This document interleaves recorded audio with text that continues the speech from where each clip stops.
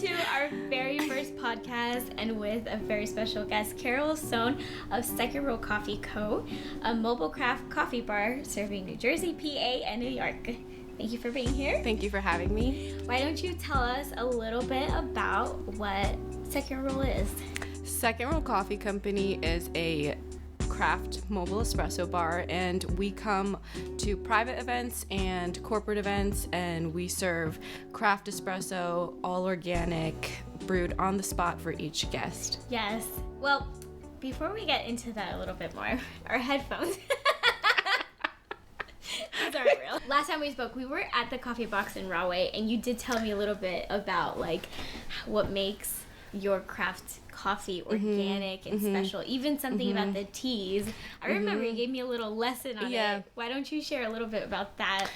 Well, we really like to serve quality coffee, and that's what drew me to coffee in the first place, because I first tasted craft coffee and I was like, this is so different than just regular coffee that you get from a bagel shop, and you just know it by the smell. There's like a certain staleness that you get with just old coffee, and a lot of people just think that's regular coffee, but once you taste like really fresh coffee, you're like, wow, this is different. It's creamier, it just smells cleaner, and that's what drew me to it. And then once you start drinking that, it's very hard to go back. And it's just like drinking like nice wine and then getting like $5 bottles of wine. Like, you know, the body is different.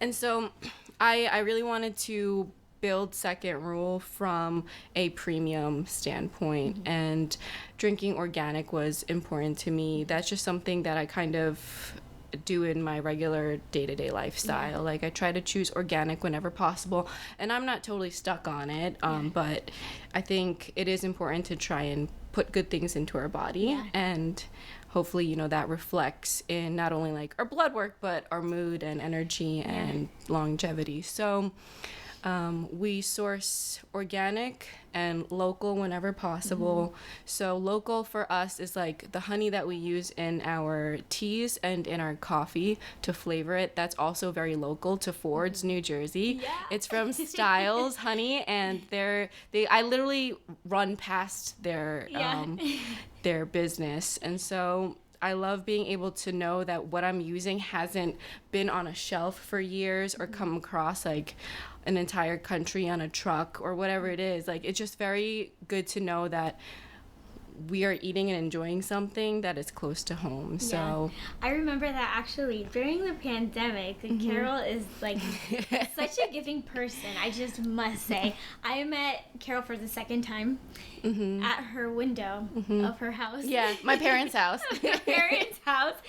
And she was giving out coffee for free and during the pandemic. And being a new mom, we're like riding around town just looking for an open Starbucks, because Starbucks was even closed. Yeah, that pandemic was wild time. It was wild, and I just, when we went to drink the coffee, I was like, oh my god, this is so good. This is like what we needed. And I remember you saying like the honey, even because at that time it was the bee pollen coffee. It was like a very on the fly type of thing that I put together. It was like a bee pollen spring latte. So good. Yeah. And I remember you saying like even the bee pollen and the honey was from local. Yeah. Something you just ran past by on your jogs, right? Yeah, I discovered them actually just from running past it, and they had a sign that said that honey place, and I was like, this is really like cute and like hidden away. So I like came home and I googled it. I was like, they're legit like I love it. Business, and I found their honey and started using it, and we still to this day use their honey. Love it. So that's what makes Carol's coffee so good.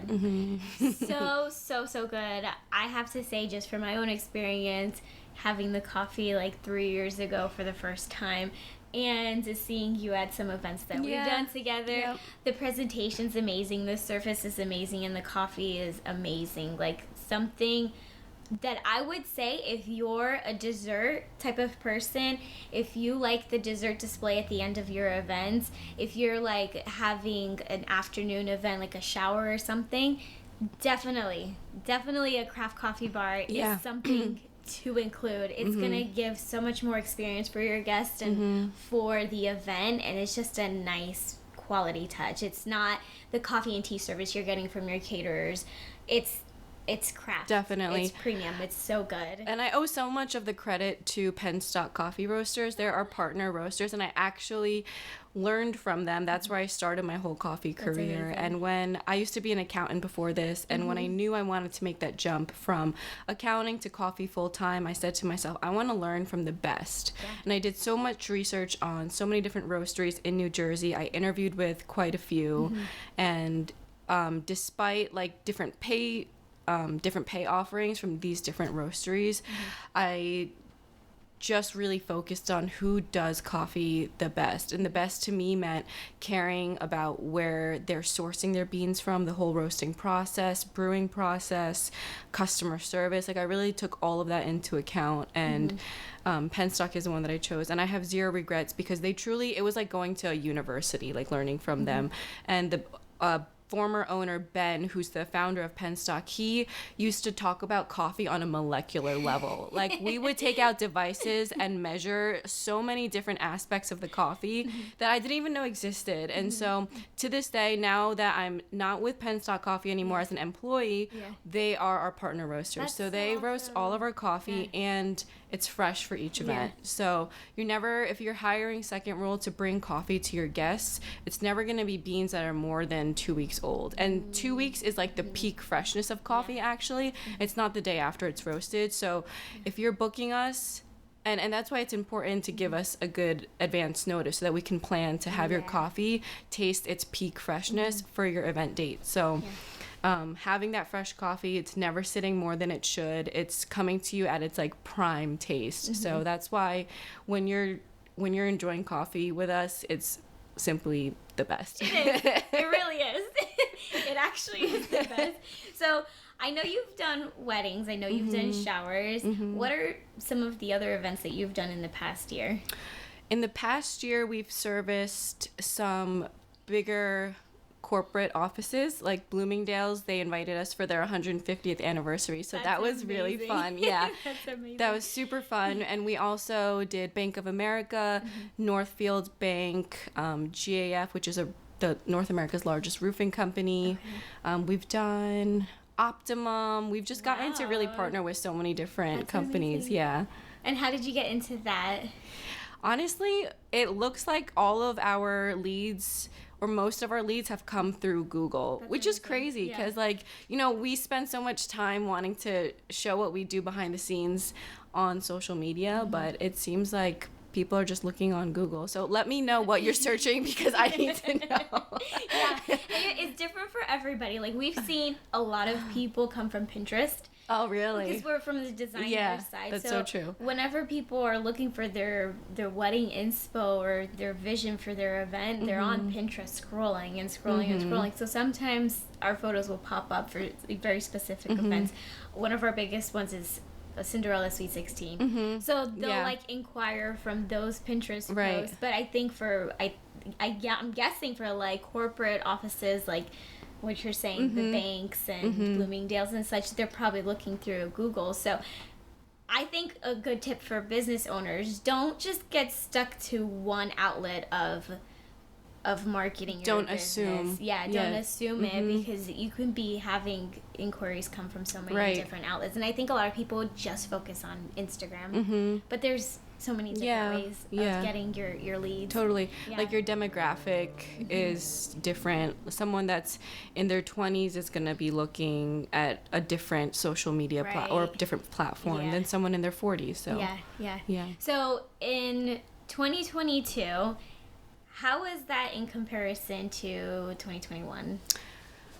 2022, we had so much growth. 2021 we were just kind of getting our bearings of getting hired for private events, and 2021 was still like the pandemic. So 2021 we were doing coffee it was just me. When I say we, like it was me serving coffee out of my parents' house, and that helped me more than I know, because it really just started with like, we are so isolated and separated, and I'm like, anyone that's in their early 20s knows that like living in your parents' house, especially being stuck in a global pandemic, you just like need to find something to do to keep your energy positive and your creative juices flowing. So serving out of the window helped me interact with people, perfect my craft, understand the flow of our coffee cart, because the coffee cart was fully set up in my parents' living room.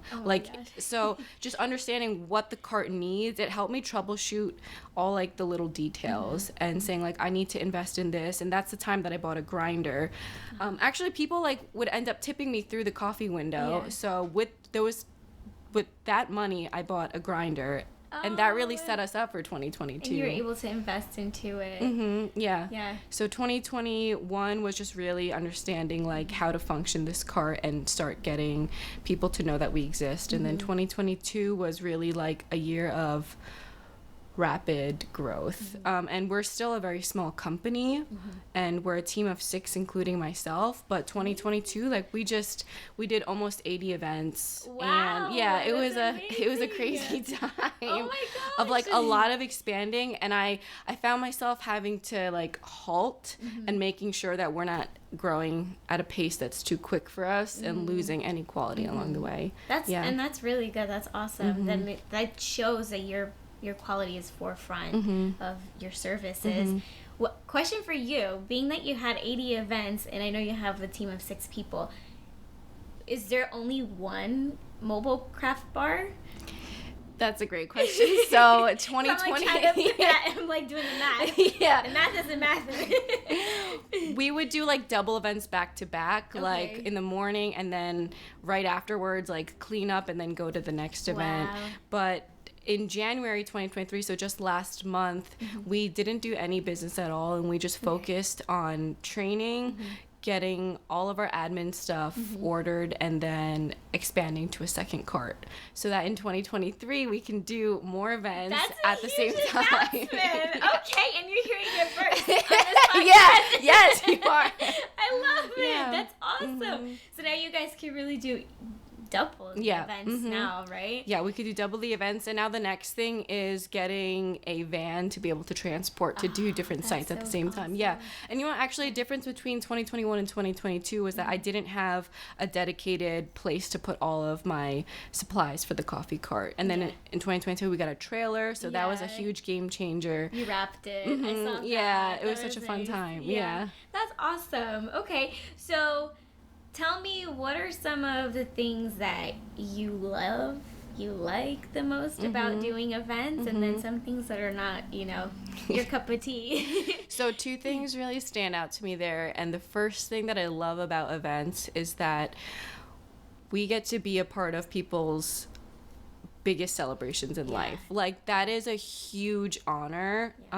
When you think about just the fact that they look forward to this day, whether it's a baby shower, a bridal shower, a wedding, like they have looked forward their whole lives to this moment, and like that moment of celebration, and that we get to partake in that. And I'm just like, how are we this lucky to participate in like people's happiest moments in their life, moments that they're gonna remember forever. So it's like just like a shot of dopamine at every event, because like everyone is happy.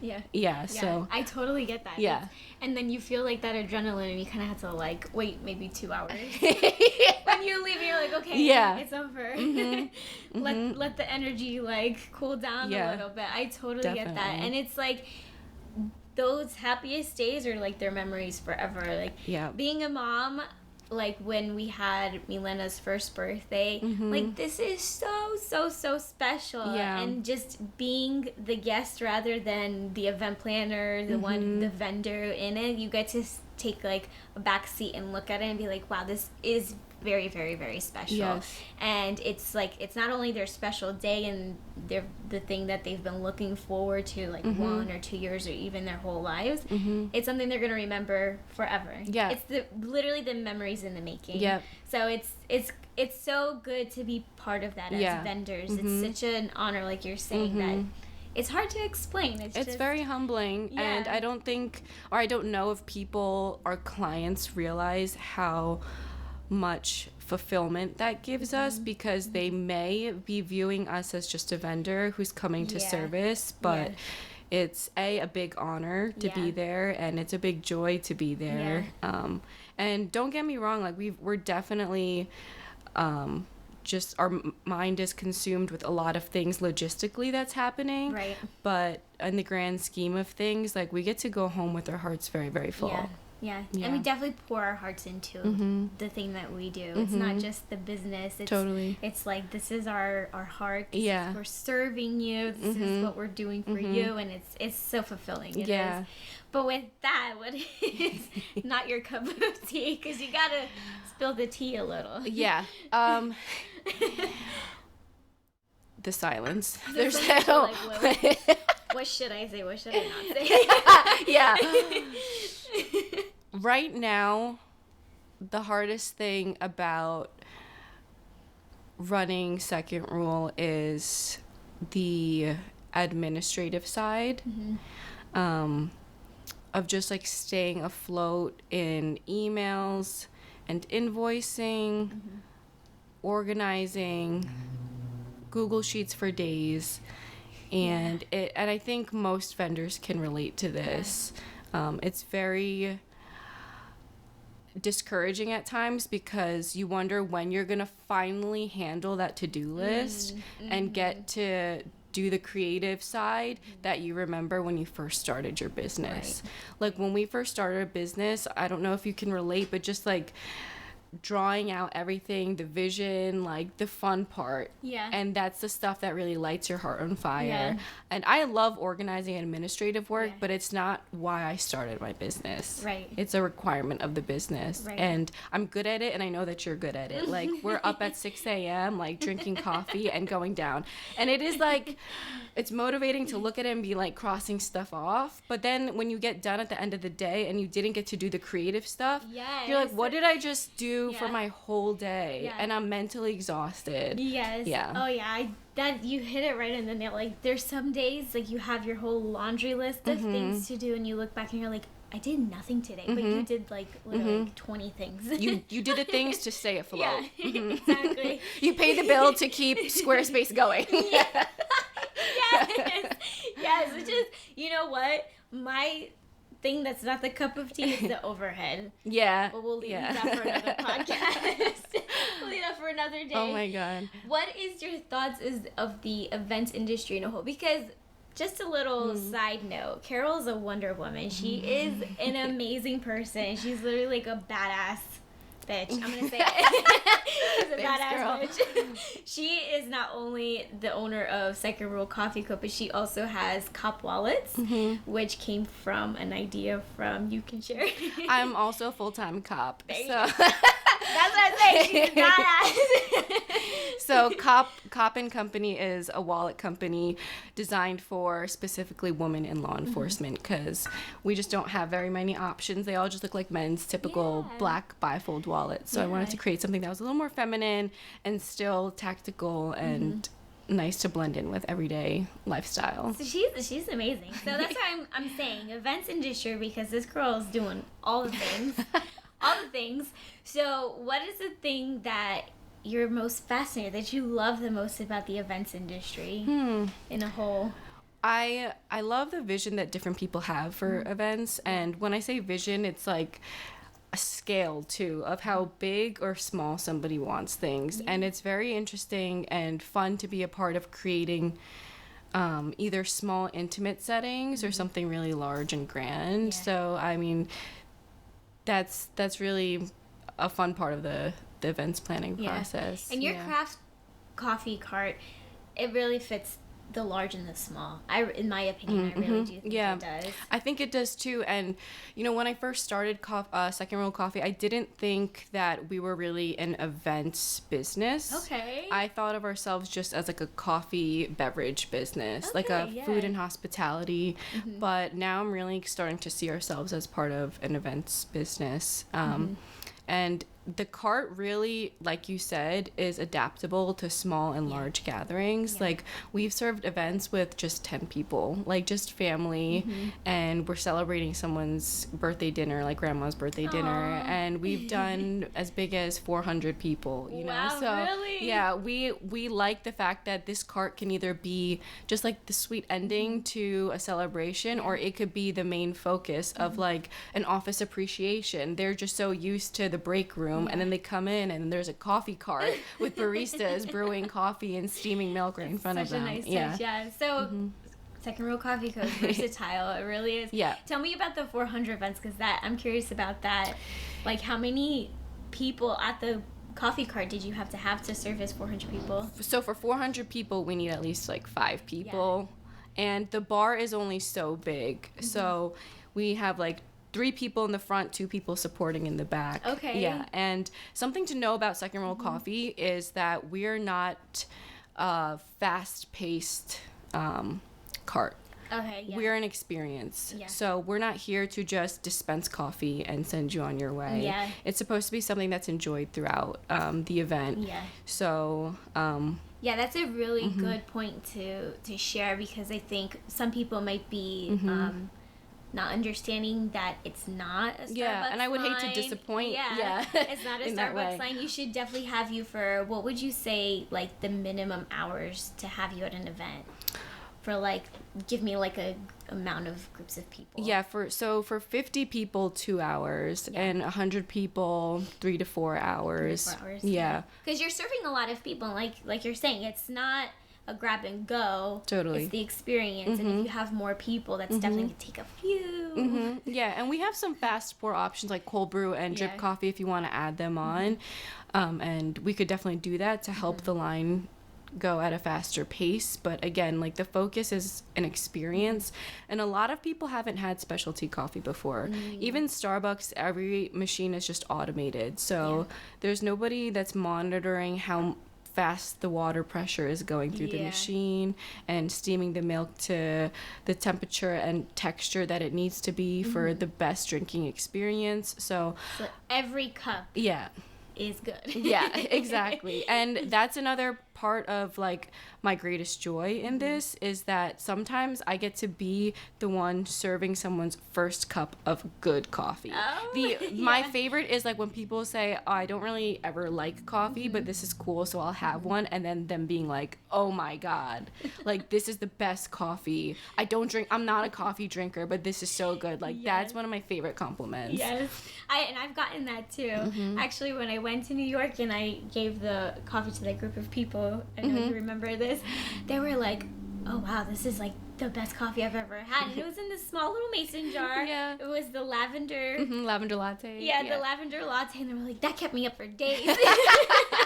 It's good coffee. You mentioned something about the caffeinated community. Can you touch base on that? Because that was one of the top 5 questions that we got. Really? Yeah. Okay. We could get into that. Sure. So we have an initiative called the Caffeinated Community, and 5% of the net profits that we make from all of our events, we put into this fund that enables us throughout the year to serve people craft coffee that don't necessarily have the opportunity to access specialty coffee, because it is a premium price when you, and it even hurts like our pockets when we go to a specialty coffee shop and pay $6 or $7 for a certain latte. So one of our slogans is seriously good coffee for everyone, everywhere. And that fund helps us be able to share that with all types of people. One of the places that we partner with every year is Elijah's Promise Soup Kitchen in New Brunswick, New Jersey, and we go there every Thanksgiving for their brunch service, and we get to see the same faces year after year, and it's a place where like we can connect with our community in a setting that is unsuspecting, I guess you could say, and really embrace all different types of people. Yeah, that's awesome. I love that. See, I told you, Carol's a giving person. Really, truly is a giving person. So with that, I'm going to go ahead and go to our questions that we've been getting throughout the week. Carol doesn't know these questions, so it's going to be on the spot. Okay, a little scared. So let's see. Since we're talking about the caffeinated community, somebody actually asked, and I'm reading it over here. Do you give latte art lessons and workshops? Yes. Oh, yeah. Okay. Yeah, we've done a couple latte art classes. They're super fun. Normally, we have around 6 students, but we bring the cart. We teach you how to steam milk, pour milk. We do a little throwdown, see who's the best. I love it. So we pour a simple heart, and we go over the fundamentals of what kind of espresso you need to be able to pour latte art. You can't pour latte art into old stale espresso. So there's a specific requirement that you need with every part, with the espresso, with the milk, with the machine, with your pouring technique. Yeah. So we go over all of that. So it's not only like true learning where you can apply it in your own home brewing machine, but it's just a fun time and a little competition. That sounds fun. It sounds like a good date night. Yeah. It sounds like a good time to just like do a group hang or something like that. And I know it's a science because I have my Breville and I'm like, I know what it's not supposed to do, but I don't know how to do it. But that's fun. It's a really good time. Do you have any workshops coming up? We don't have any workshops planned.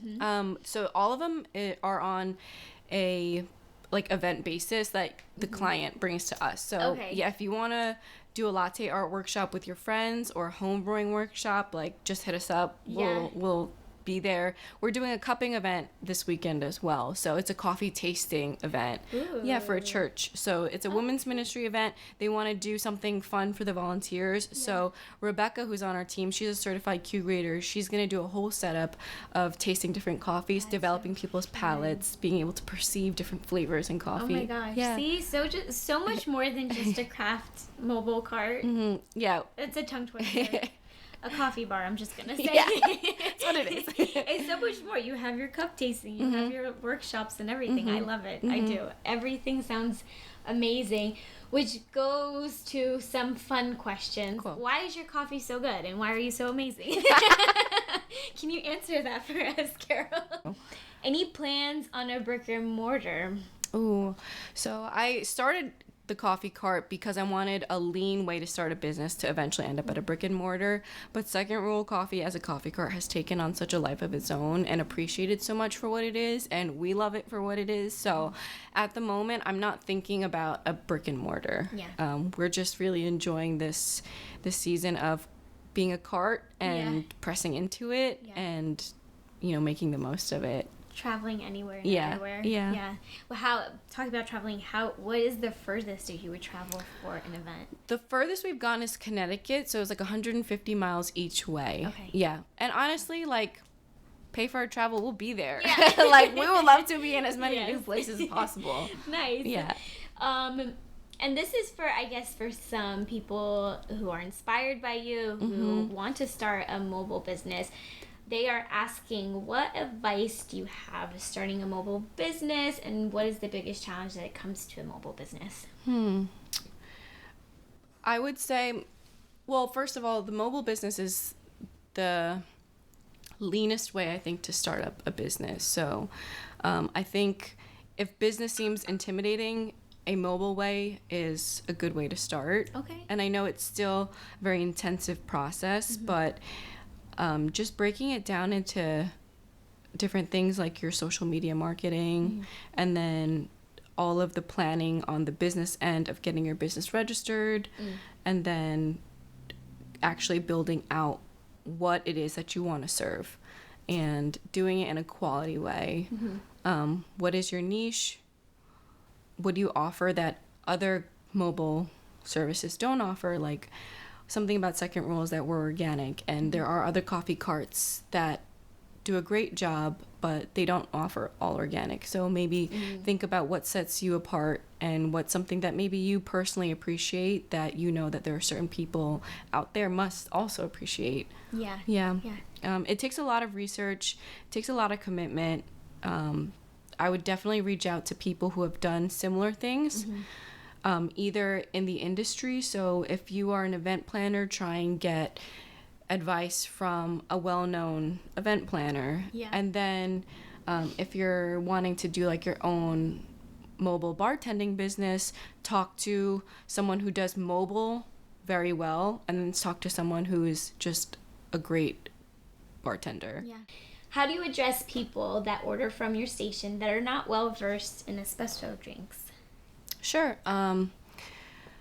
Let's say this very common question we get at our bar is, what's a cortado? Because that's on our menu. And just breaking it down into very friendly, simple layman's terms. And a cortado is equal parts espresso and steamed milk. So it's a very short drink. We pick up the cup that the cortado comes in to show them visually, this is what it looks like. Were you thinking of something bigger? And then usually the answer is yes. Sometimes they'll be like, oh, no. I mean, like, I never tried one, so I'll go for it. Then that's the first time they try a cortado, and we'll say, great, like, we'll make a cortado. If it's not what you were thinking, if it's not perfect, then we'll make something else for you. And we actually really love to encourage people to try something new. It's really a matter of not making people feel stupid and just really like inviting them to know more about coffee. And that's great, I remember when I didn't know the difference between espresso, macchiato, cortado, cappuccino, latte, and I wrote it down in a notebook of like the different amounts of milk that go into everything. So I think I understand how lost someone can feel when looking at an espresso menu and just rattling off the first thing that comes to their head. But we love to guide people to what they're looking for, because a lot of people will say, I don't really know what to order. And then one of the first questions we'll ask is, well, what do you typically drink? And they'll be like, I don't know, I just drink like coffee with milk and sugar. And then we'll say, well, have you tried a latte? Do you like milkier drinks, or do you like drinks that are stronger and taste more like coffee? So it's a exploring process and a discovery process with that person. I love that, because it really does tap into the whole experience too. You're not just there like, okay, here's the menu, just pick from it. You're actually engaging with the guests, which is so amazing. It's so good to hear that really is the experience. And I think that is something that will set you apart too. It's just that the people who aren't well versed in coffee, and probably you have like you might have like a short menu for events, right? But at least you're still engaging with the guests and showing them and different things that you're offering. And any barista that you'll meet behind the cart is just as educated and approachable with coffee.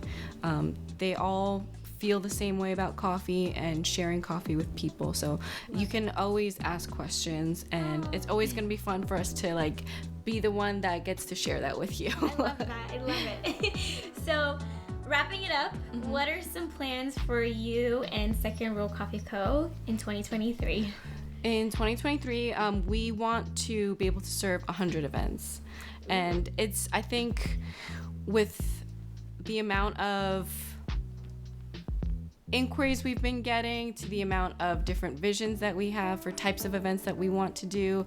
Like, for example, Netflix is coming to New Jersey, and we want to get in there. There's just certain things that like we're inspired to do. One of my favorite events are just showers, bridal and baby showers. It's just such a sweet time. So with two carts and a growing team, we just really look forward to sharing more craft coffee with everybody. I love it. Awesome. I am Carol Sohn. I'm the owner of Second Roll Coffee Company based in New Jersey. You can find us on Instagram and Facebook at Second Roll Coffee, the number 2 NDRULECOFFEE, or secondrollcoffee.com. And I think that's really, I guess, Google too, if you search Second Roll Coffee. Thank you so much, Carol, for being here on our first podcast interview. Congratulations, Ashley. Thank you so much. I love having you around. I love everything you do. You're a boss lady. And we will put everything in the show notes below, so check it out there too. Thank you. Thank you. It's